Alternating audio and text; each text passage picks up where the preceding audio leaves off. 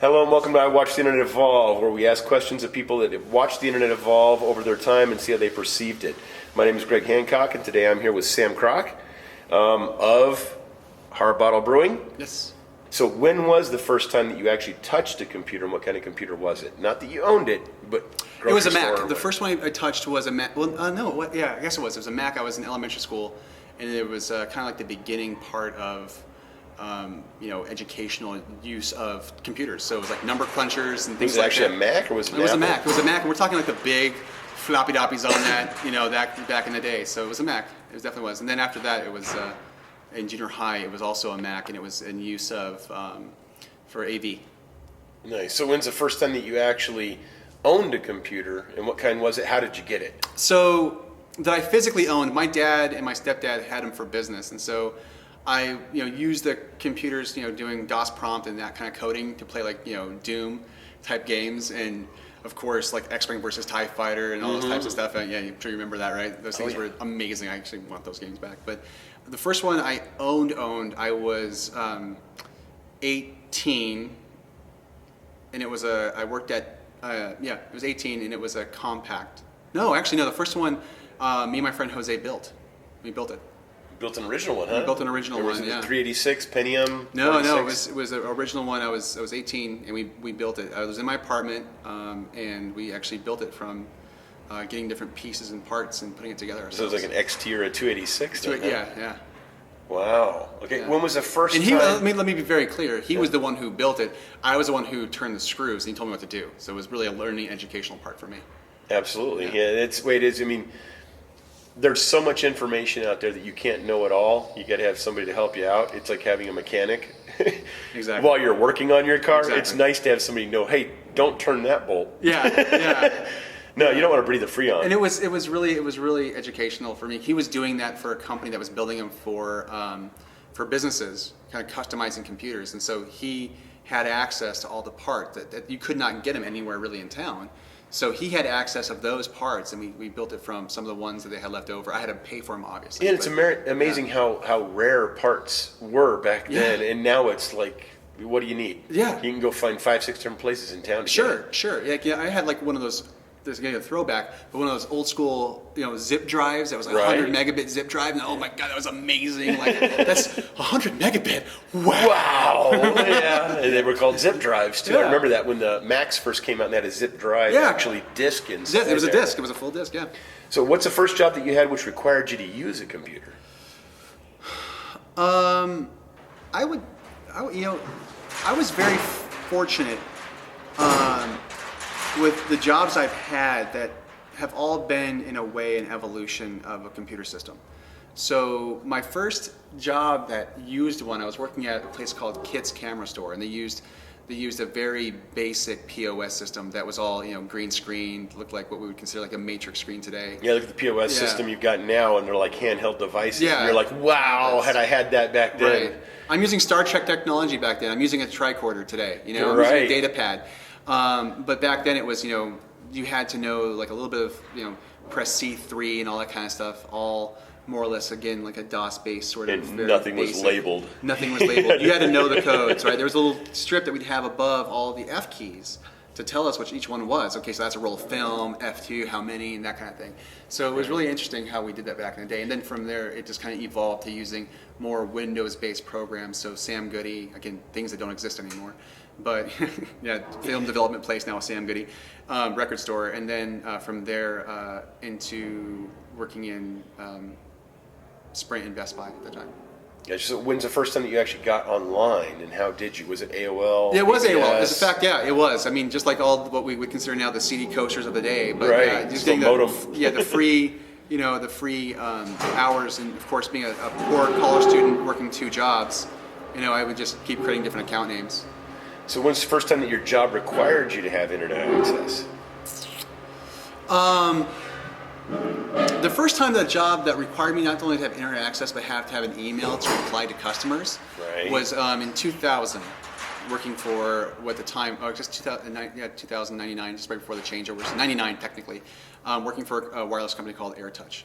So I had to have access to email back and forth to clients, which was just the weirdest idea. No, was internet at work or was it internet you had to have at home too? It was internet at work. I mean, really, but yeah. for them to correspond with me and get stuff outside of the office, I also had to have an email address that they can get with me. Right? And that's a good way of thinking about it too. Nobody's mentioned that yet. That email was the first jump start to the internet. It was. You know what I mean? Because even if you're not surfing on a web browser or nothing like that, you got to be able to communicate with people from anywhere. Right. And having that email, it makes a huge difference. I would say that the most important thing for me that really got me onto using the internet and using that was basically my handwriting is just atrocious. Yours too. So, I really should have been a doctor just based on my handwriting. If that's how they would have done things back in the day, it wasn't Right. really your mental capacities, what your handwriting looked like. I should have been a doctor. It's Sanskrit. It doesn't make sense. Right. I can translate it, but nobody else could. I can sometimes. And also being dyslexic, for me, typing was a lot easier than writing. So I much preferred to send someone an email Right. than to actually write something down or write a letter. So I would type up my thank you letters to clients, and then if I could email it to them, or a lot of people didn't have email, so I just print it and send it. But so computers were very instrumental for that. All right, what did you not see coming in the computer internet industry? Video. Video, really? So I think entertainment was always going to be there. Video games and things like that. I think that seeing like the basic ones. I mean, back when internet first started, people were playing those, playing the role playing games on there and already typing. So entertainment was already there. There were already kind of internet based games for that people could do Right. in groups. So I always saw that happening. What I didn't expect, and when I say internet, let me be more specific to content on demand. So instead of it being a broadcasted system, something where you could say, I want to watch this now. Or I want to listen to this song. Yeah, well, absolutely. Like when the River came out and then the iPod and all those different types of things, when MP3 players. So entertainment and music, it was there. When I started really understanding the internet, that was there. MP3s, Win Player, that stuff was there. But you didn't see that coming. I didn't see the video coming. I didn't expect that because we were already putting music on CDs. We were already using, writable CDs. We're putting music on other things. That wasn't a surprise. But the content on demand, the ability that we have today at any moment to use any source of internet to say download a movie, download a podcast, download this free content, this revolutionary idea that you can say anything that you want, and you're going to find someone to connect with that and be able to do that. Like for example, I would use this absolutely obscure reference: flat earthers. Like if you're in a bar, you're not going to find somebody in that room who doesn't believe that the Earth is flat. But if you go online and you do you're watching YouTube and you see somebody on there, and you're like, wow, I connect with that guy. I also believe the Earth is flat. So that ability to have that content on demand, and then also be able to get videos on demand, all that nature that I never saw that coming. Yeah, and I could never envision it's one of it those back things. then. I mean, I knew how to use a card catalog when I was a kid and stuff like that. But now something breaks on my car, boom, I got YouTube. I got somebody looking at the exact same car that I'm at, showing me exactly where to go, how to do it, what to do. And the educational opportunities are amazing. It's how people actually use it. Yeah. Right? Whether it is used the right way or not. We use it here all the time. I'm not even kidding. There's moments where we're trying to figure out how to use our tankless water heaters. Right. And how to plug them in. Did we look at the manual? Nope. No. We typed in on YouTube how to program Renai. And we watched someone walk us through it. That type of ability, that content, I never expected that. Yeah, you can't, that's awesome, right? I mean, it's absolutely fantastic. So powerful. All right, so where do you think computers and the internet are going to go in the next 10 to 20 years? How do you think we're going to evolve? Well, I mean, directly off of Skynet, we're all going to die. No, so if I was to look at where I think the evolution of it is going to go, I see that the internet is going to be in more and more the way we live. And it's going to be the Internet of Things, the content, the ability to connect everything, not just what like your phone and your watch and those types of things, but I'm talking your shirt, your shoes, your car. All of that is going to be connected, and all of that's going to have a way of being, there's going to be big data analytics that you can do for yourself on yourself and pull that information. Yeah. Being able to really follow that through. There won't be a spot. Hey, you slacked for 3 hours yesterday. Here's proof. Exactly. That's more of extreme, but yeah, I mean the idea of that. So the cable companies are getting it that wired anything is a waste of money and difficult to maintain. to then be able to take those same places where they have those nodes and then put up wireless access points for themselves and have their cable service, your home internet service, your home TV service, all over the town of which you live, anywhere you want that, would be a very powerful tool. And then the cell phone companies getting rid of being able to do that same idea of content on demand, not just only in their spectral area, but expanding upon that into rural areas. Some of them where we live, for example, some of the Indian reservations could really benefit from having high-speed internet and having that capability in all of their county and all of on their territory and all of their land could really benefit that, not just for educational purposes, but for health and human services purposes.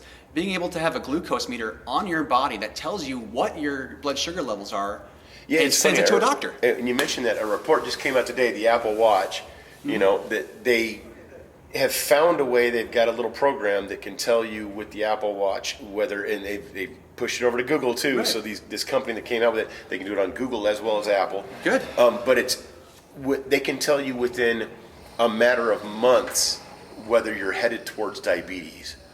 That's where I see things going. It's that Internet of Things connected universe that we're going to see. Well, that's a different way of looking at it too, because Scott mentioned back here too that insurance companies are going to want to know what you buy at the supermarket. Are you buying the lean beef? Are you buying the fatty beef? There's so much information that you put into your little devices every day, and how much that can be used for the companies that want to take care of you or sponsor you or give you insurance, as well as how much it can be abused. It can be very much abused, and that's something that we, I think, as citizens of this country, need to start looking at regulations for that, because there is a level set, right? Because right now we have HIPAA standards, and there's also CJA standards, and there's other standards that law enforcement and healthcare have to follow within, because they're protecting your personal data, right? Your information is critical to these organizations, because we understand, and it should be private from everybody else, right? Because we get that my health information is my personal information, my criminal history or whatever, my personal history is private information. But we're not doing the same things for the corporates out there, for the cell phone companies and the internet companies. They have all this information too. They have all this big data analytics that they have on you, and websites that you go to, and what you look at, what you click on, how many viewables you have. That's and we're powerful information. And we're not protecting that. And it's expensive. It's very expensive information. You think about it. I'm an Apple guy. I'm an Apple guy, right? And I look at it. I look at it this way. The fact that I've got all this information and they're not willing to sell it off to somebody to advertise to me or to market to me, that makes a huge difference for me.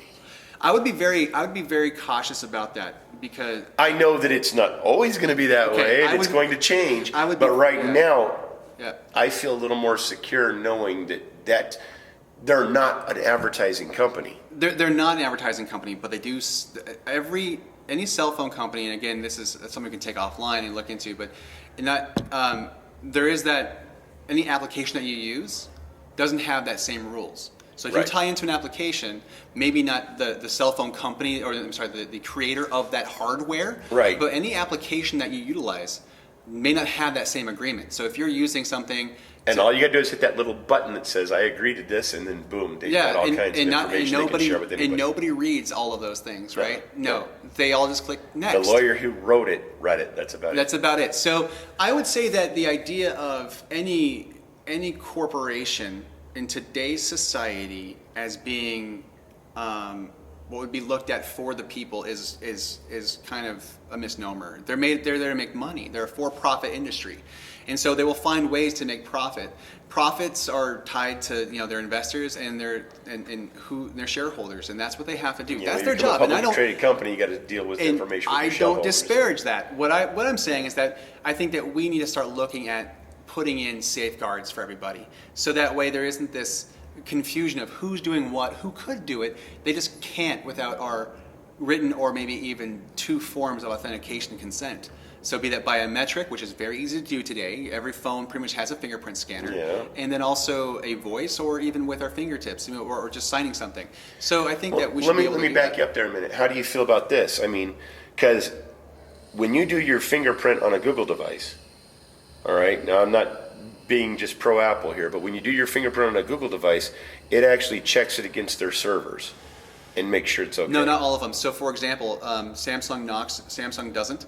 It's all hard stored on the device. So it's in a chip that's in yeah. a hard So all core. of the phones that do it now, I think back in the day that may have been true, but everything is not based on a thin client store. It's also stored on the devices. They're strong enough to hold it. So like you could turn your phone off the internet and it will verify. And that's all you need to do. If you're concerned, put it on airplane it's mode. going to get to that point too, where like you said, it was that way at one time with some companies in face recognition, retina scans, things like that. Your retina gets out online.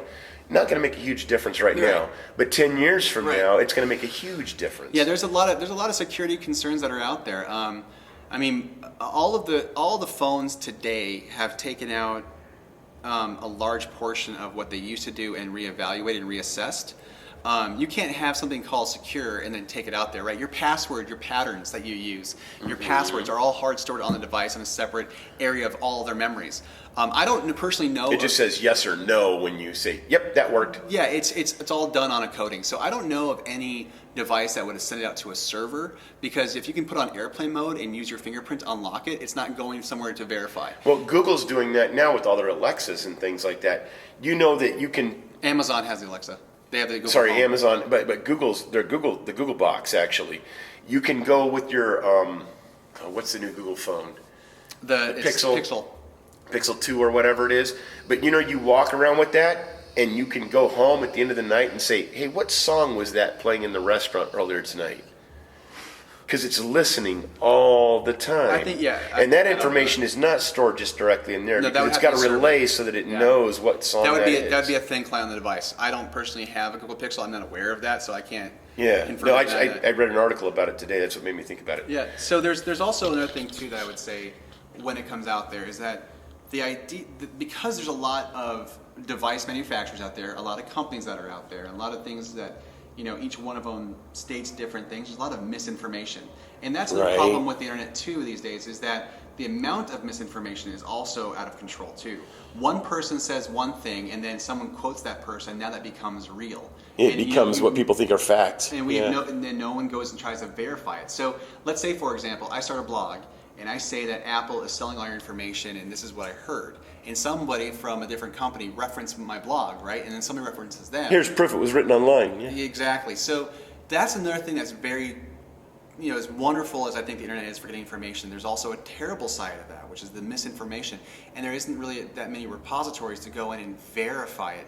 So for anybody, I shouldn't say you, but for anybody to say this is what's happening, without going down the path of contacting that company and asking them exactly how it's done, what they're doing. And they won't give that information out necessarily because they're secretive on it. But you didn't at least attempt it. You didn't attempt to verify your facts. Whenever I've had meetings with Apple, they've in certain types of situations, it's been very closed doors. Yeah. And the way they hold their secrecy is very, so if you want to ask them, how are you doing that? They're not going to tell you. So there's a lot of things with all the companies. They have to keep their trade secrets. But at the same time, how is our information? How do we verify it if that's the case? And they have the right to have their privacy, so should we. And I think until we really understand how to verify information on the internet and how to protect ourselves from the information that's out there, I think that we're living in a situation where the pendulum could swing two different ways. One to the extreme on one side to lock it all the way down, and one extreme to the other side where it's just this Wild West, no control, like things are going crazy. So I think ultimately, I think you're right too. I think it's going to go both ways. Yeah, and somewhere in the middle is where it needs to land. And I think that as long as people are paying attention and they're verifying, and we get the information out there, and we kind of come together as a society and say, look, this is all wonderful, but let's put a stop to some of this crazy openness when it comes to my personal information, because you shouldn't get to know how many peaches I just bought at the store from a different company. Or what I bought today at the grocery store. Exactly. So, and that information should not be relayed to my insurance company. And that's to my point earlier. As IoT continues to be the strong driving force to wearable clothes and wearable everything in your car and all this stuff being connected, how do we protect our privacy while we're finding out this wonderful way of getting this information and being able to grow and be evolved in this world that's coming? That's the thing that keeps me up at night. That's well put. Well put. Well, I got one more question for you here, Sam. What's your favorite thing to eat? My favorite thing to eat? Right now, because my wonderful girlfriend got me a sous vide, a sous vide steak that's been sous vide for hours and just put it on there. It's the most tender, most wonderful thing ever. Absolutely awesome. Well, I do thank you for your time, Sam. Do you have anything else you want to add on how the internet or computers have changed your life? I had a good conversation with Mike about this. Harbottle would not have gotten off the ground had it not been for social media and the internet. I would agree 100%. And it's just amazing that you can take any idea you want, put it up there, and you're going to find like minds. Yep. But you're also going to find people that are against you. Absolutely. Right? So what's the one thing? I think out of our success out of this thing is twofold. I think to get started, as I mentioned, that content on demand, the podcasts of beer makers and beer people that are out there, the ability to Like check the magazines recipes. of modern day. Yep, and being able to check recipes and hearing people's tips and things that work and didn't work, and the inspirational words that you hear from different brewers of how much they're loving life and how much they hate it at the same time. But really, all that information about how to do things and learning that process, none of this would have happened without that. And then secondly, social media is so pivotal to small businesses' success these days because we don't use yellow pages. I mean, I bet if we went out there and asked everybody who's out in the pub right now, how many people have actually used the yellow pages? And no one's going to raise their hand. How many people actually have a phone book? Right. How many people have got a corded phone? I mean, we have all that content. I burned it right for heat. there. Yeah. And social media, it's right at their fingertips. People looking at it all the time, watching what we're doing, getting little updates, seeing what we're doing, seeing us evolve and grow is so super powerful. And it's great for us in two different ways because for us, we get to see that feedback and that's a driving force for us. Yeah. If we get a like every day, someone likes it on Facebook while we're not even opened, we go, oh, there's one more potential customer. Yeah. And for us, that's like, we're seeing this evolve. And then also, being able to get their feedback on what they like and don't like. And so for us, that helps us, gives us that constructive criticism, sometimes too much criticism, but constructive criticism that lets us know what we're doing right, what we're doing wrong, what we could do better, and also where we can go. Yeah, you never learn from your successes, right? Ultra powerful. You learn a little bit from your successes, but you really learn more from criticism, from failures, and things like that. Yeah, I think in constructive criticism, so both positive and negative. If all it's done is negative, then I think the person who's reading it's going to eventually shut down and not look at it anymore, right? Right. So as long as we're also getting positive feedback, that gives us, okay, cool, we're doing the right things, we're definitely meeting some people's standards, and for others, we need to work a little harder to get them happy as well. Excellent. Well, again, Sam, I do thank you for your time. Absolutely. Appreciate it. You're going to get an extended interview in the future.